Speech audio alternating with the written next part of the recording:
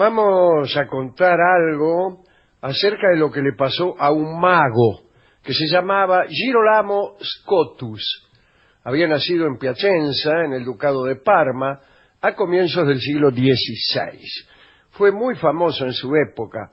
Tanto se decía sobre él que hasta Cervantes lo hace aparecer en el Quijote en una nota al pie, etcétera. No viene al caso. Pero retrocedamos un poco. Eran tiempos en los que muchos magos trabajaban con espejos.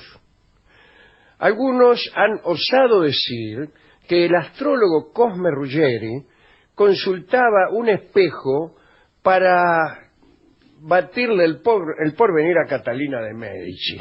Ruggeri era perfumista, me parecía a mí en principio. Era un italiano que había traído Catalina de Médici, también italiana, cuando se casó con Enrique II, que luego sería el rey de Francia, ¿no? Y se trajo unos perfumistas italianos cuyo jefe era Cosme Ruggeri, que además de perfumista, según dicen, era mago, y según también dicen, era un criminal, porque preparaba algunos venenos, eso dicen las malas lenguas, Ajá. Se encargaba de envenenar a los enemigos políticos de Catalina de Médici.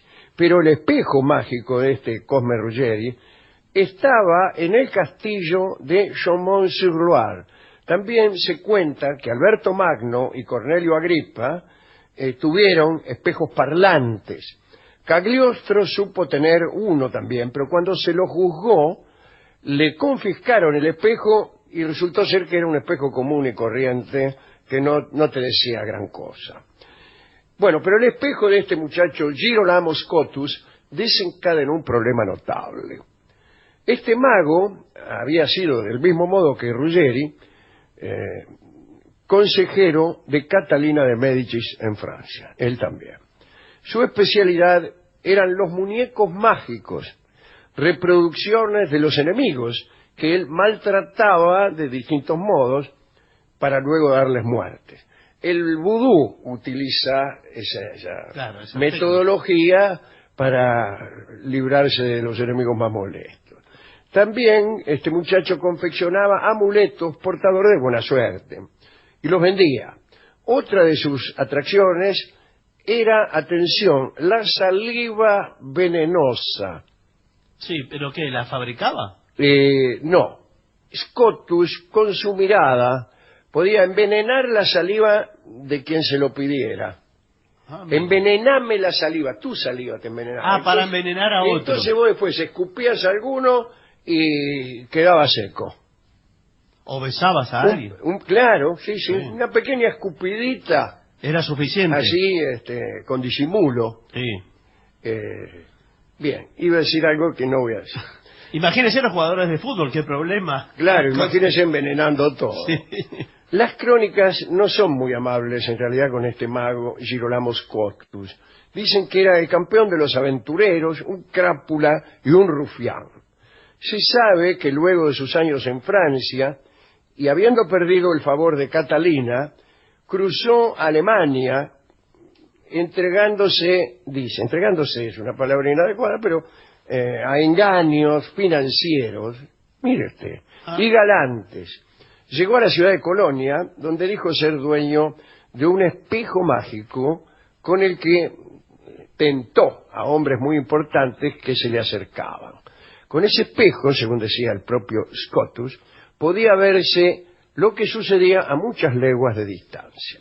Se cuenta que el embajador de España en Colonia, que deseaba tener noticias de su rey, casualmente Felipe II, fue invitado por Scotus. Bueno, el mago le dijo al embajador que si lo deseaba podía ver a su rey escribiendo una carta. Y eso no era todo. Scotus le dijo al embajador que no solo podría ver a Felipe en su espejo, sino también el texto que el rey estaba escribiendo. Y el embajador se asustó un poco, ¿no? La tentación de violar la correspondencia real, aunque fuese a la distancia, era muy grande, pero él sabía que esto podía ponerlo en peligro de muerte.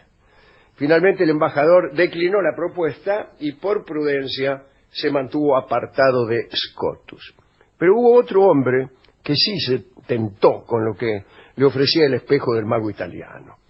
Ese hombre era el arzobispo elector de Colonia, llamado Gebhard II Truchsess von Walburg. Dice la crónica que era un caballero muy mujeriego a pesar de la sotana, el arzobispo. Gebhard era la máxima autoridad religiosa y política de Colonia y era católico. Un día Scotus le propuso a Gebhard admirar en su espejo mágico a la dama más hermosa de la ciudad. Se trataba de la condesa Inés de Mansfeld, que había pasado una temporada en la corte de Isabel I y se había hecho famosa por seducir a muchos. Ya sea por lo que sea, ¿sí? Porque el espejo era verdaderamente mágico, por algún truco, no sabemos. La cuestión fue que el arzobispo Gebhard vio a Inés en el espejo y se enamoró.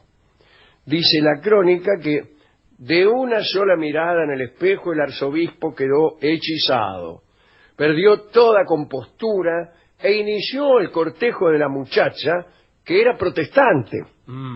O sea, para un arzobispo católico iniciar el cortejo de una dama protestante es complicado. Después de un tiempo de temores, avances, arrepentimientos, besos tímidos, Inés de Mansfeld se entregó a los abrazos del elector Gebhard, que ocultó sus amoríos, naturalmente, porque eran ilícitos, pero peor aún porque eran con una protestante. De todo modo, le pagó a Scotus por haberle mostrado con su magia a la más hermosa del lugar.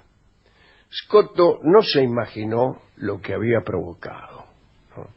Sucedió que los padres de Inés de Mansfeld se enteraron de los amoríos de su hija con el arzobispo.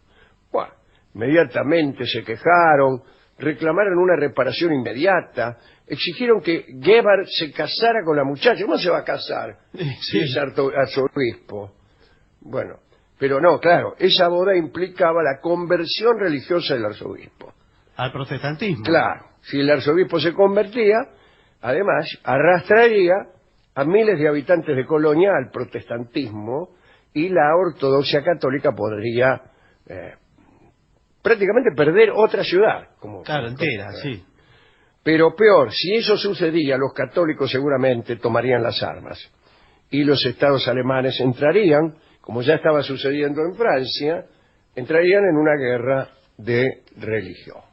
Dice la crónica, atención, la fe católica de Gebhard, que de ninguna manera se basaba en su convicción más íntima, empezó a vacilar cuando tuvo que decidir si renunciar a la mitra del obispo y permanecer por consiguiente fiel a la mujer que amaba, o renunciar a su amor y seguir siendo miembro de la jerarquía eclesiástica. Mientras consideraba esto, los rumores de la posible conversión de Gebhard se expandían por todo el electorado. Muy bien, al arzobispo no le importó nada y aceptó casarse con su amante. El Papa, horrorizado, lo excomulgó. Chao.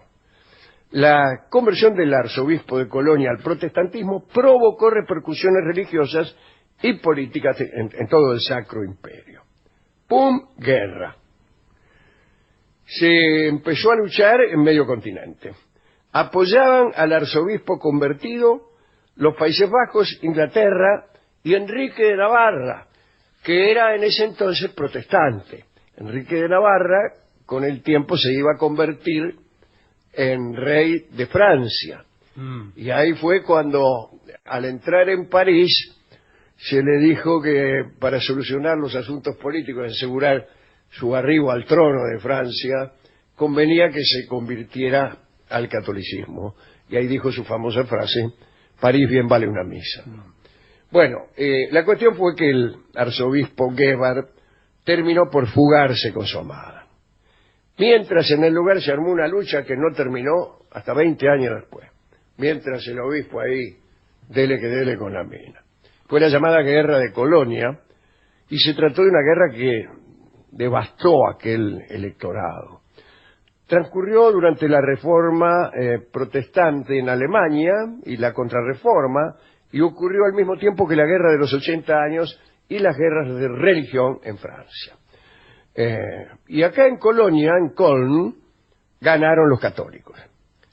Abandonado por el fugitivo, por el arzobispo, Girolamo Scotus, el del espejo, el mago del espejo, no sabía qué hacer con el espejo que había provocado semejante desastre. Asustado, sin el favor de ningún poderoso y a la deriva, se fue a Praga. Cuentan que en agosto de 1590 entró en la ciudad hundido entre los almohadones de su carroza para no llamar demasiado la atención. Llegaba a Praga porque sabía que allí el emperador Rodolfo II recibía con gusto a los magos. Era un enamorado de la alquimia, pero no tuvo suerte, porque en el castillo ya eran varios los que estaban ahí como acomodados del trono. Los ingleses Edward Kelly y John Dee gozaban de una buena posición y no estaban dispuestos a facilitar la tarea de un nuevo competidor. Así que cuentan que Kelly, alquimista oficial de Rodolfo, dice, era uno que cosía elixires de juventud eterna de los que el emperador se dignaba mostrarse satisfecho. Bien, Kelly defendió sus privilegios contra el mago italiano con tal determinación que lo arruinó. Kelly se encargó de que Scotus nunca tuviera el favor de Rodolfo. En 1593, Scotus, relegado a una miserable casucha de la ciudad vieja de Praga, sobrevivió vendiendo ungüentos, gelatina de cuerno de buey, elixires que valían unas monedas. Y el espejo, después del desastre de Colonia, no volvió a ofrecerlo nunca más. Esa es la historia de Girolamo Scotus y de su espejo y de la guerra que provocó, ¿no? Muy linda historia. Linda historia, y vamos a ilustrarla con un brevísimo tango que me pertenece, lamento decirlo, que es El espejo, un tanguito que pertenece a la pequeña obra Blancanieves, y es cantado por Carina Berlegui en el papel de madrastra y Ruth Ataguile en el papel de espejo.